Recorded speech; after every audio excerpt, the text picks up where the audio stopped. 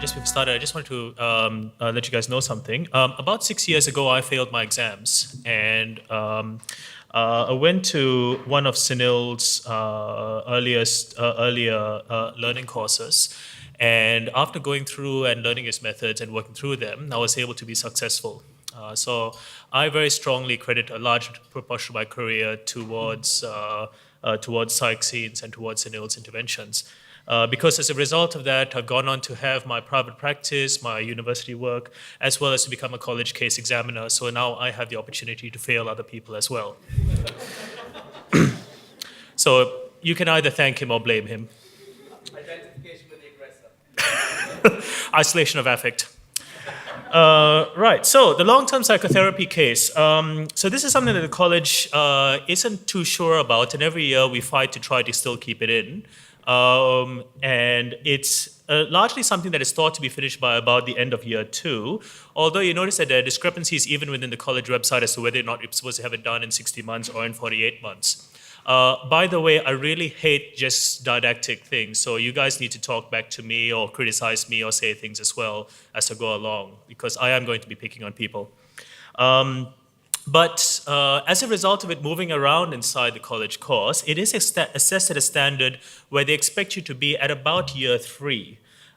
It is a summative assessment, meaning that it is something that you are expected to have completed in order to be able to progress. So you're not supposed to be getting feedback on it for furthering your progression. Your progression actually depends on it. And it requires a single intervention that you provide to a psychotherapy patient with a written assessment of about 8,000 to 10,000 words. And speaking as a college case examiner, it is pretty damn hard on us. Roughly about 2 to 3 times a year, depending on how much they decide to get us.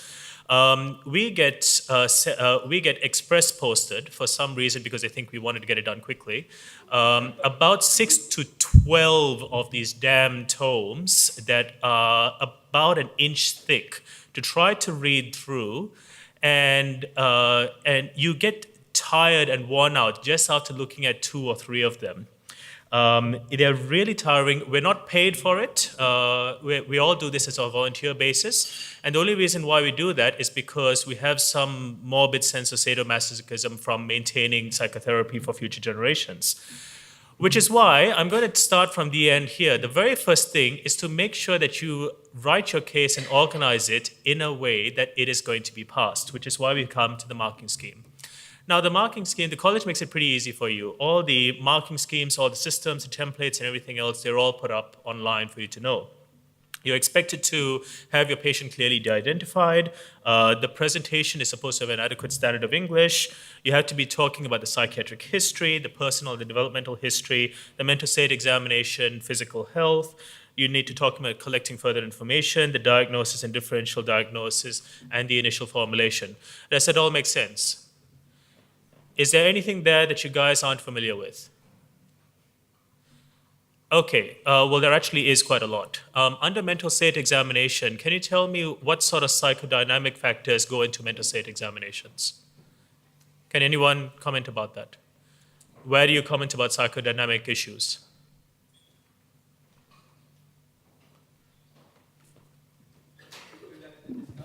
Sorry? No, in your mental state examination, because your mental state examination is a complete assessment of the patient, right? So although it's only over the course of the interview, you're putting down everything inside there. Because it's including all of your observations, where inside your mental state examinations are you going to be commenting about psychodynamic issues? Sorry? How? But one of the difficulties with psychodynamic issues is that you're going to be talking about unconscious factors. So if you're talking about thought content, how are you going to know what the unconscious factors are? Does anyone know what a defense mechanism is? Can someone give a definition for a defense mechanism? So it's a maladaptive, unconscious activity that is done in order to decrease anxiety. Right, okay. The thing is though, defense mechanisms don't actually need to be maladaptive. They don't need to be unconscious. They also don't need to reduce anxiety. Apart from that, yeah. So it's one of the complex things. So when you're writing up the case, it looks from the start that it's all stuff that you're familiar with, but there's actually quite a large amount of theory and reading that you have to get through to. So apart from knowing about a defense mechanism, which is a set of conscious or unconscious behaviors which are related to decreasing stress or anxiety, or in order to avoid a potentially distressing impulse, these things are actually recorded in insight. Because the only characters who have actually said anything about where you're supposed to record in a mental state examination are Trapach and Baker in the 1986 neuropsychiatric mental state examination.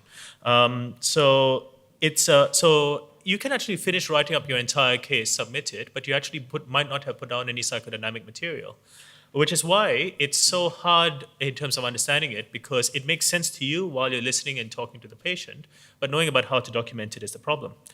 Together with that, we've got the issue that the college is trying to work out where it's going to be fitting. So all the previous ones you're talking about at a year 3, but then you've got this weird caveat for a couple of particular criteria to do with the formulation, where you're supposed to have a sophisticated understanding of the immediate and long-term risks of the individual that include considerations of history and mental state examination and the impact of treatment, together with a critical appraisal of the components of the assessment, mental state examination, and diagnostic conclusions and reflection on learnings, which you'll notice is exactly the same as the first sentence, just repeated in a different way. So these are quite complicated elements of formulation, and in order to try to understand that, it actually comes back to your supervision as well as your awareness of psychodynamic theory. So under the marking scheme, it's divided up into these different components. You have the management, further with the marking scheme, after that brief little foray where you're suddenly expected to be a junior consultant and then come back. You've got the management, which is, you have your plan is informed by the formulation, you have the collaborative consultation, you have the justification of the model that you use, and what hypotheses you may have regarding potential difficulties. Then your clinical progress, which is the review of the process that you've done with the patient, the relationship between the therapist and the patient, your self-awareness, the person's, the candidate's summary to prioritize and identify the key episodes, how they did termination, how they dealt with boundaries, language, and discussion of the use of video conferencing, because the college found that increasingly patients were being seen via video conferencing and needed a formal way to try to respond to that. Is that all right? Everyone happy with that? Yeah, I'm not, but yeah. So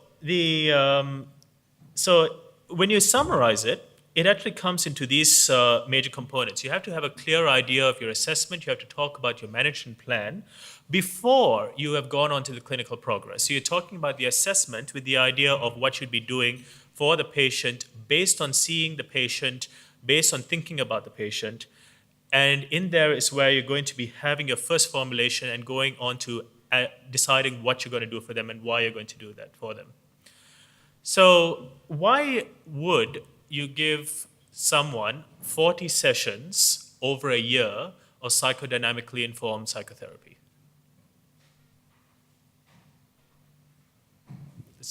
Can anyone tell me why?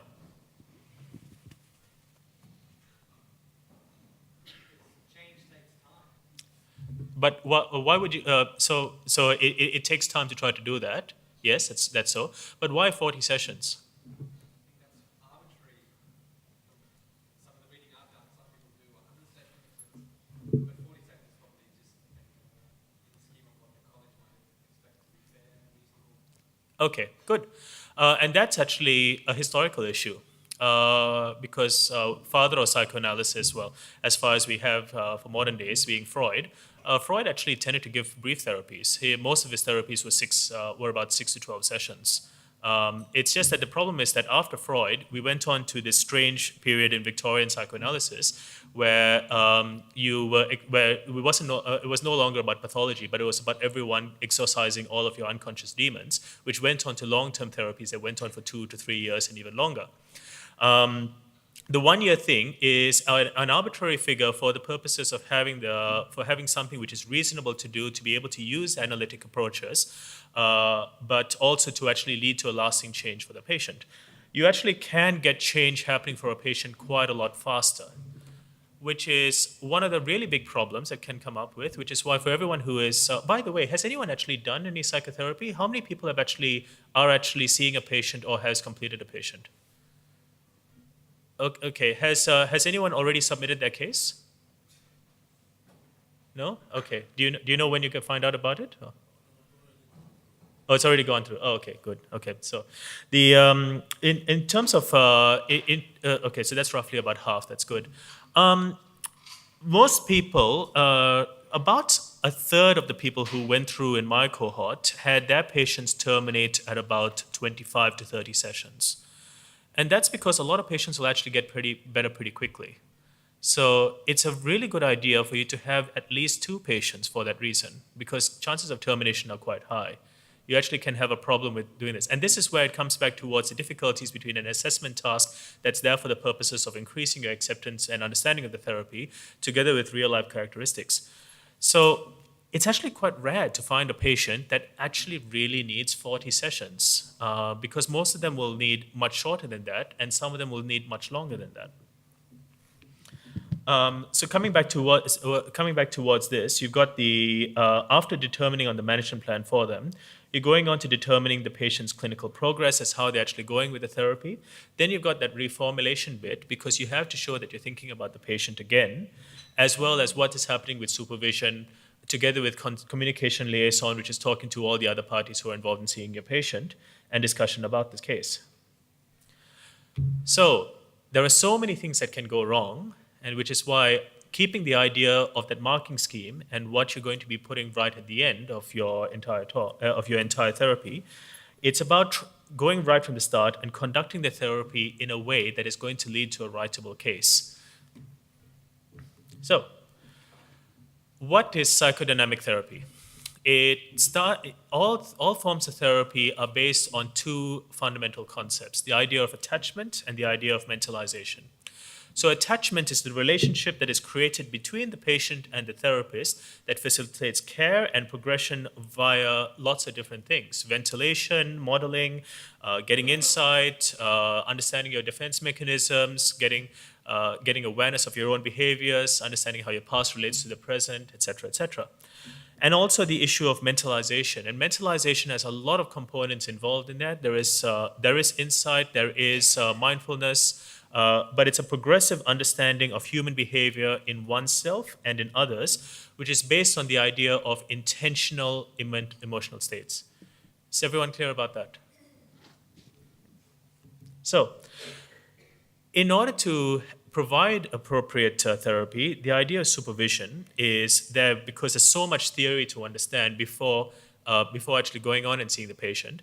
And that's why the supervision needs to begin well before the therapy actually starts. Supervisors need to be involved in the process of considering whether a patient is suitable for therapy.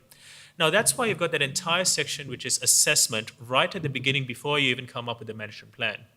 Under your assessment phase, you are normally expected to have quite a comprehensive assessment of the patient, of their history, but also how they go with some initial sessions in terms of how they respond to interpretation, how they initially engage with you, what defense mechanisms that you are noting. So this is going to vary between your supervisors, but what I do for my trainees is that I get them to advise a patient that you have been referred to me for psychodynamic therapy. It is a form of therapy that is based on understanding the unconscious and responding to that. Not everyone benefits from this. What we are going to do is we are going to have 4 sessions at an initial way so that you can understand a bit about what therapy is going to involve in the longer term.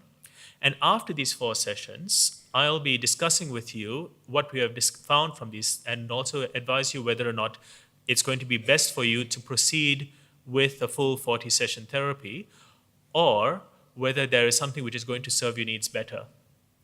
Now, my first psychotherapy patient, my supervisor, was a person who was very nice, but incredible dependent personality disorder, lots of highly existential type behaviors. My supervisor advised me, this is a patient who is not going to go anywhere. You need to terminate the therapy. I advised them that they'd have to go on towards CBT and considering of alternate antidepressants. And I ignored my supervisor and I continued seeing this patient. And I realized about 8 sessions in that my supervisor was completely right, because this patient was utterly annoying.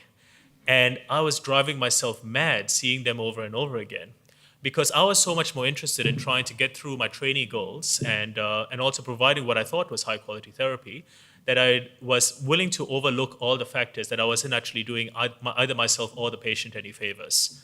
I fortunately didn't harm the patient because she just enjoyed talking about herself over and over, but it wasn't contributing anything to my theory. That's why the patient selection process is so closely involved with your supervisor, and that's why the college also requires you now to do WBAs, which are involved in formal assessments of your supervisor looking at your response to therapy and supervision. It's partly because of this. So your supervisor needs to be involved in the process of patient selection. There has to be a progressive period of assessment before going on to discuss.